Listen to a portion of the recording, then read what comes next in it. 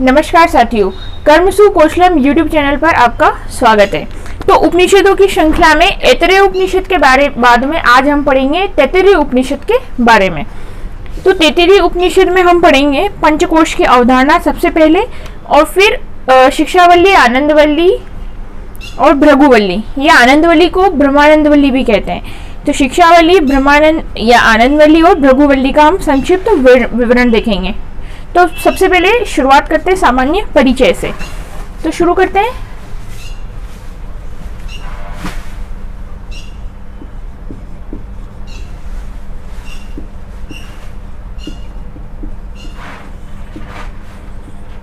तैत्तिरीय उपनिषद। अब सबसे पहले हम इसमें सामान्य परिचय में क्या देखते हैं कि यह उपनिषद किस वेद से लिया गया है। तो सबसे पहले हम वेद देखेंगे। तो तैत्तिरीय उपनिषद का वेद है यजुर्वेद, और यजुर्वेद की दो शाखाएं, कृष्ण और शुक्ल। तो ये जो है कृष्ण यजुर्वेद शाखा से लिया गया है। अब इसमें जैसे हमने ऐतरेय उपनिषद में देखा था कि वो ऐतरेय उपनिषद की भी अंदर शाखा का, ऐतरेय भाग का जो है चौथा पांचवा भाग था, ठीक वैसे ही जो तैत्तिरीय उपनिषद है, तो ये कृष्ण यजुर्वेद की तैत्तिरीय शाखा के तैत्तिरीय आरण्यक का 7वां, 8वां और 9वां भाग है। तो इतना डीप में जाने की जरूरत नहीं है, ना ये परीक्षा के उपयोगी दृष्टि से है, केवल आपको बता दिया है। तो हमको सिर्फ इतना याद रखना है कि ये कौन सा वेद है, वेद किस वेद का भाग है। तैत्तिरीय उपनिषद कृष्ण यजुर्वेदीय शाखा का भाग है। अब विशेष बात है कि ये उपनिषद जो है वो 3 भागों में विभाजित है, 3 खंडों में विभाजित है। नहीं सॉरी, इसको क्या बोलेंगे, 3 भागों में नहीं। हर उपनिषद में हम यही बात करते हैं 3 खंडों में, 3 भागों में, है ना। मुंडक उपनिषद में, मुंडक में, लेकिन जो तैत्तिरीय उपनिषद है वो 3 वल्लियों में विभाजित है। इनको वल्लियां कहेंगे, जिसको हम समझने के लिए वही कह सकते हैं कि 3 अलग अलग भाग हैं। तो ये 3 वल्लियों में विभाजित है। 3 वल्लियां कौन कौन सी है? शिक्षावल्ली, ब्रह्मानंदवल्ली और भृगुवल्ली। अब इन वल्लियों में जो भी वचन दिए गए हैं, यानी कि अभी तक हमने देखा है कि अलग अलग मंत्र सूत्र इस तरीके से दिए गए हैं। इसमें जो भी वचन दिए गए हैं, इन वल्लियों में दिए गए वचन को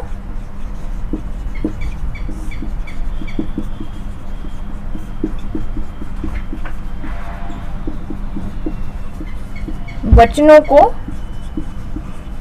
अनुवाक कहते हैं। क्या कहते हैं? अनुवाक के नाम से कहा गया है। तो और इसके अलावा जो शिक्षावल्ली है, शिक्षावल्ली को साहित्य उपनिषद और ब्रह्मानंदवल्ली प्लस भृगुवल्ली दोनों को वारुणी उपनिषद, वारुणी उपनिषद भी कहते हैं। यानी कि ये इनके अन्य नाम है। इनको आप ये समझें कि ये इनके अन्य नाम है। इसके बाद में हम देखेंगे जो शिक्षावल्ली है, अनुवाकों की संख्या हमको भी बताया। न्यूमेरिक वैल्यू जो इनकी है ये केवल हम याद रखेंगे, ऐसा नहीं है कि आएगी। केवल 2 चीजों की ध्यान रखेंगे। ईशावास्य उपनिषद में 18 मंत्र हैं, और मुंडक उपनिषद में जो है उसमें कितने हैं? 12। मुंडक नहीं, मांडुक्य उपनिषद में 12 मंत्र हैं। तो सबसे छोटा उपनिषद है मांडुक्य उपनिषद, और उससे जो बड़ा है, यानी कि 2nd नंबर का जो छोटा उपनिषद है वो है ईशावास्य उपनिषद। यहाँ पे अनुवाकों की संख्या मैं आपको बता देते हूँ, लेकिन ये याद करने के लिए कोई जरूरी नहीं है। शिक्षावल्ली में 12 अनुवाक है, ब्रह्मानंदवल्ली में 10 और भृगुवल्ली में 9 अनुवाक है। तो ये हमने इसका देखा सामान्य परिचय। मुख्य प्रश्न हो गए। कृष्ण यजुर्वेद से लिया गया है, 3 वल्लियों में विभाजित है, दिए गए वचनों को अनुवाक कहते हैं, शिक्षावल्ली को साहित्य उपनिषद भी कहते हैं, और ब्रह्मानंदवल्ली और भृगुवल्ली को वारुणी उपनिषद भी कहते हैं। अब सिलेबस के अकॉर्डिंग हम देखते हैं आगे पंचकोश की अवधारणा। पंचकोश के बारे में अब हम पढ़ते हैं। उसके बाद में फिर तीनों वल्लियों का संक्षिप्त में परिचय देखेंगे।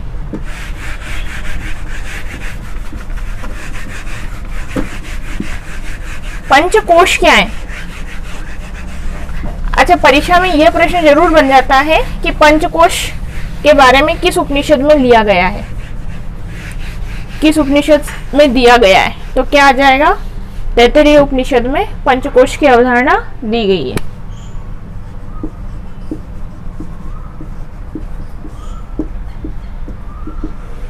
अब हम पंचकोश को समझते हैं। अब देखिए, चूंकि ये उपनिषद 3 वल्लियों में विभाजित है,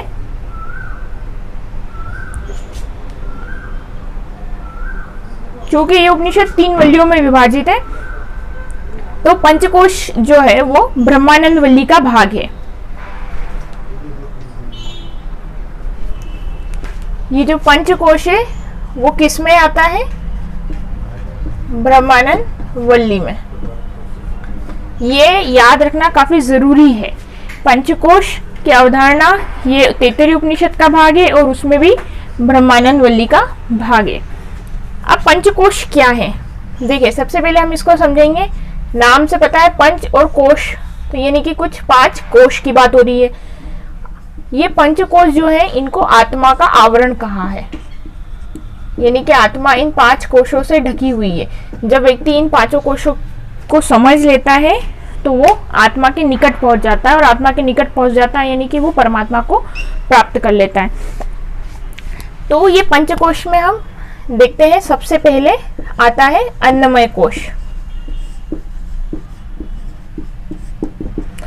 अन्नमय कोश जो है वो अन्न से बना है, अन्न से बना है। और बाहरी आंखों से जो रूप देखने में आता है, यानी कि ये जो मनुष्य शरीर, जो ये शरीर देखने में आ रहा है, इसी का जो बाहरी, सबसे जो बाहरी आवरण है, हम बाहर से अंदर की तरफ चल रहे हैं इन कोशों में। तो अन्नमय कोश यानी कि जो अन्न से बना है और जो रूप आंखों से देखा जा सकता है।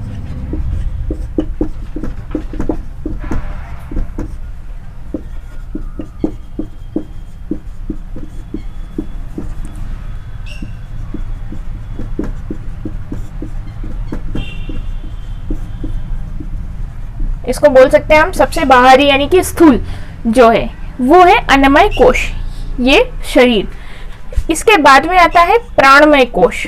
बाद में से मतलब अन्नमय कोश के अंदर जो अन्नमय कोश से थोड़ा सूक्ष्म है वो है प्राणमय कोश। ये प्राणमय कोश किससे बना है? प्राणों से बना है।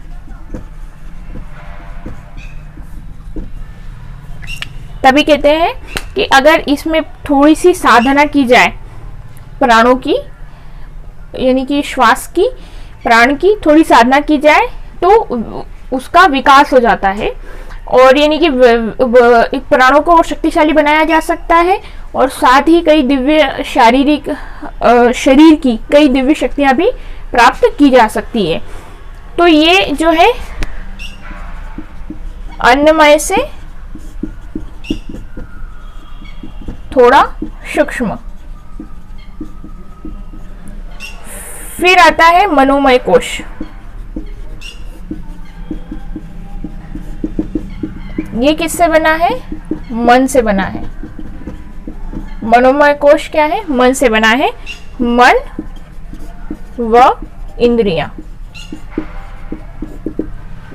तो मन की साधना करके मन और इंद्रियों को क्या है नियंत्रण में किया जा सकता है, और मानसिक स्थिरता, एकाग्रता प्राप्त की जा सकती है। और मानसिक स्थिरता, एकाग्रता जब व्यक्ति प्राप्त कर लेता है तो कई वो दिव्य शक्तियों को प्राप्त कर सकता है। तो ये उससे और सूक्ष्म क्या है? मनोमय कोश। उसके बाद में आता है विज्ञानमय कोश।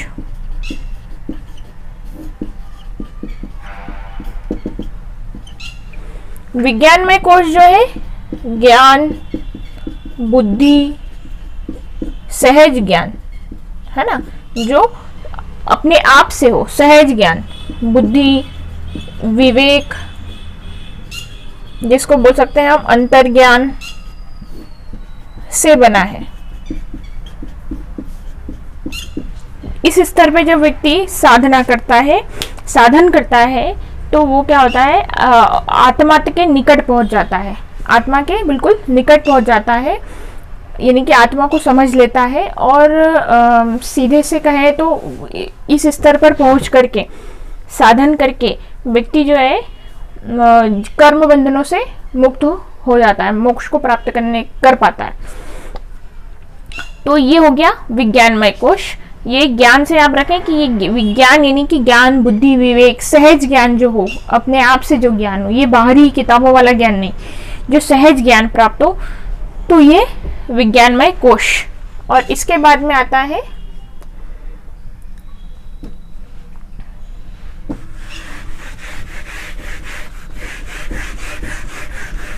सबसे आखिरी यानी कि सबसे अंदर वाला, अंदर है आनंदमय कोश।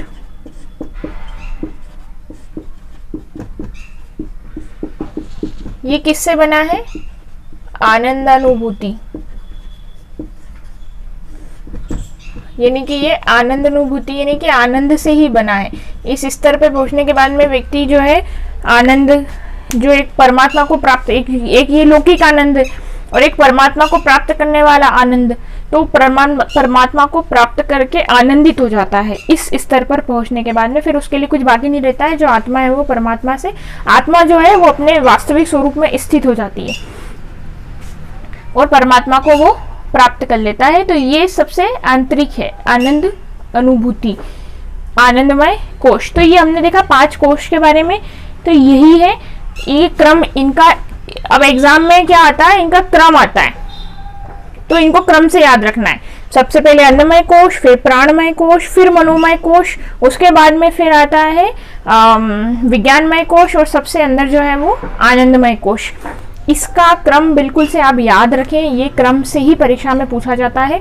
और कुछ नहीं आया अगर इस उपनिषद में, तो इस उपनिषद से ये प्रश्न जरूर आएगा कि आपको सीक्वेंस दे दी जाएगी कि सीक्वेंस क्या है, उनको मतलब कि अरेंज करना है उनको, तो वो अरेंज करने में ये डेफिनेट आएगा। तो इसमें आप इस पूरे उपनिषद में अगर कुछ ना करें तो इन 5 कोश को सीक्वेंस से जरूर याद कर लें, तो 33 उपनिषद आपका कंप्लीट हो जाएगा। और समझना है तो वो समझने के लिए मैंने आपको ये पूरा इसका डिस्क्रिप्शन पूरा ढंग से बताया ही है। तो ये हमने कर लिया पंचकोश की अवधारणा पूरा। तो ये 5 कोश क्या है, ये हमारे आत्मा के आवरण है। जब व्यक्ति साधना करता है, प्रयास करता है परमात्मा को जानने के, तो एक एक आवरण को तोड़ते जाता है और धीरे धीरे अंदर होते जाता है। और जैसे जैसे वो आनंदमय कोश के निकट पहुंचते जाता है, वैसे वैसे उसमें अद्भुत परिवर्तन आने लगते हैं और आनंदमय कोश में पहुंचकर तो फिर वो परमात्मा को प्राप्त कर लेता है। अब इसमें है शिक्षावल्ली, आनंदवल्ली और भृगुवल्ली का संक्षिप्त विवरण। तो देखिए, जो ये आनंदवल्ली यानी कि जो ब्रह्मानंदवल्ली है, इसका विवरण तो यही हो गया कि इसमें पंचकोश के बारे में बताया गया। पंचकोश क्या है? आत्मा के आवरण है। जब व्यक्ति इसकी साधना करता है, इस पे कार्य करता है, तो धीरे धीरे क्या होता है, एक एक कोश को पार करते हुए परमात्मा के निकट पहुंच जाता है। आनंदमय कोश क्या है? आनंद आखिरी में वो परमात्मा को प्राप्त कर लेता है। तो जो लौकिक आनंद को प्राप्त करना और फिर परमात्मा को प्राप्त करने वाले में, तो वो लौकिक आनंद तो दूर की बात हो गई, वो परमात्मा के आनंद को, परमात्मा को प्राप्त करने से जो आनंद प्राप्त होता है वो उसको प्राप्त कर लेता है। तो इसमें तो आनंदवल्ली में तो यही है पंचकोश के बारे में। इसके अलावा ब्रह्म की सत्ता, ब्रह्म की शक्ति, स्वरूप, उसके बारे में, सृष्टि के उत्पत्ति क्रम के बारे में है। और बाकी यही लौकिक आनंद की बजाय परमात्मा को प्राप्त करने के आनंद के बारे में बताया गया है। फिर है शिक्षावल्ली। शिक्षावल्ली को आप जरूर देखें। देखिए, जो ब्रह्मानंदवल्ली है और भृगुवल्ली है, इसमें ब्रह्म ज्ञान के बारे में बताया है। ठीक है, ये ध्यान रखें, ब्रह्मानंदवल्ली और भृगुवल्ली।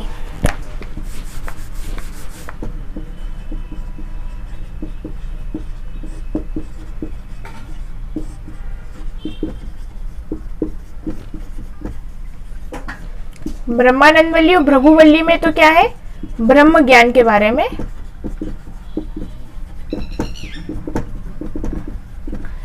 ब्रह्म ज्ञान के बारे में है। लेकिन जो शिक्षावल्ली है, वो शिक्षावल्ली में ब्रह्म को प्राप्त करने के साधन बताए हैं। शिक्षा है मतलब कि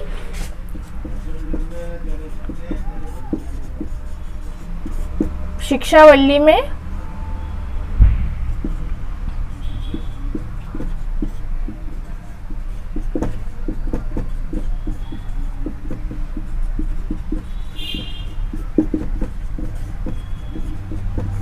साधन शिक्षा का वर्णन है। मतलब इसमें गुरु माता पिता की सेवा और स्वाध्याय, प्रवचन और यज्ञ कर्म अनुष्ठान और श्रद्धामय दान, है ना, और भी कई भूभव और पृथ्वी लोक आदि लोगों के बारे में। और ऋषि त्रिशंकु ने एक वृक्ष को प्रेरक का, वृक्ष को ही मतलब ये संसार जो है वो वृक्ष है और उसका प्रेरक किसको, ब्रह्म को ही कहा है।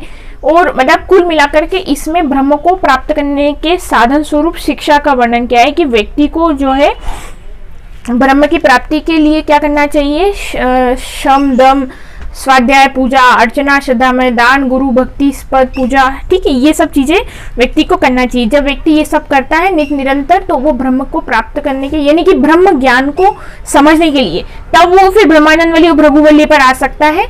ये सब करने के बाद में, इस शिक्षा को ग्रहण करने के बाद ही वो उस ब्रह्म ज्ञान को समझने के लिए सामर्थ्य हो पाएगा।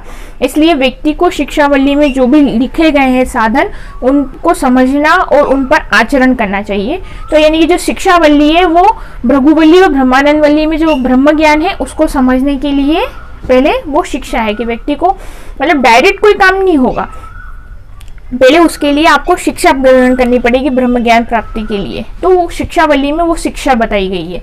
उसके बाद में ब्रह्मानंद वल्ली में पंचकोश के बारे में बताया है और ब्रह्म के बारे में, ब्रह्म के स्वरूप के बारे में बताया है। और जो भृगुवल्ली है, तो ये भृगुवल्ली में मतलब कि भृगु ऋषि थे, उनके पिता थे ऋषि वरुण सॉरी।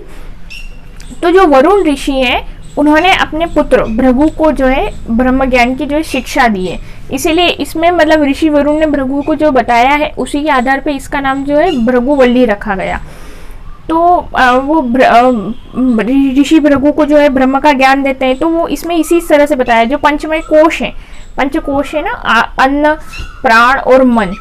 तो वो भृगु ऋषि तप करते हैं तो फिर ये ज्ञान प्राप्त कर लेते हैं कि जो अन्न प्राण और मन है वही ब्रह्म है। फिर और ज़्यादा तप करते हैं, तो फिर तप करने के बाद में वो इस चीज़ को मान लेते हैं कि जो आनंद है, आनंदमय है, वही ब्रह्म है। यानी कि जो अभी हमने इसके पहले पंचकोश में पढ़ा ही है, जो आनंद कोश है, आनंदमय कोश सबसे भीतरी वाला, जब उसको वहाँ तक कोई व्यक्ति पहुँचता है आनंदमय कोश में क्या है, तो वो परमात्मा को प्राप्त ही कर लेता है, परमात्मा के प्राप्त की आनंद अनुभूति करता है। तो इसमें भी अंत में भृगु ऋषि समझ लेते हैं एक एक आवरण से हटते हुए कि पहले अन्न ही ब्रह्म है, फिर प्राण ही ब्रह्म है, मन ही जो है वो ब्रह्म है, और फिर और गहन तप करके इस पर पहुंच जाते हैं कि जो आनंद है वही ब्रह्म है। इसके अलावा इस उपनिषद में अन्न की निंदा, अन्न का दुरुपयोग, अन्न की अवहेलना, इसका निषेध किया गया है कि व्यक्ति को ऐसा नहीं करना चाहिए। और इसके अलावा अतिथि सेवा का बताया गया है कि अतिथि की सेवा करनी चाहिए, अतिथि सेवा का महत्व बताया गया है। तो भृगुवल्ली का निष्कर्ष यही आता है कि भगवान जो भृगु ऋषि है वो ये जान लेते हैं कि जो आनंदमय परमात्मा है वही ब्रह्म है। तो बस ये इतना ही है तीनों वल्लियों में, सिर्फ इतना ही है।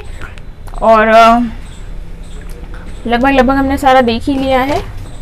मुख्य इसमें मैंने आपको बता ही दिया है, पंचकोश के बारे में ही आता है।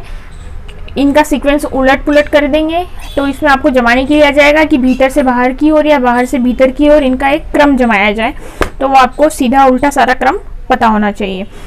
तो ठीक है, इसमें बस इतना ही।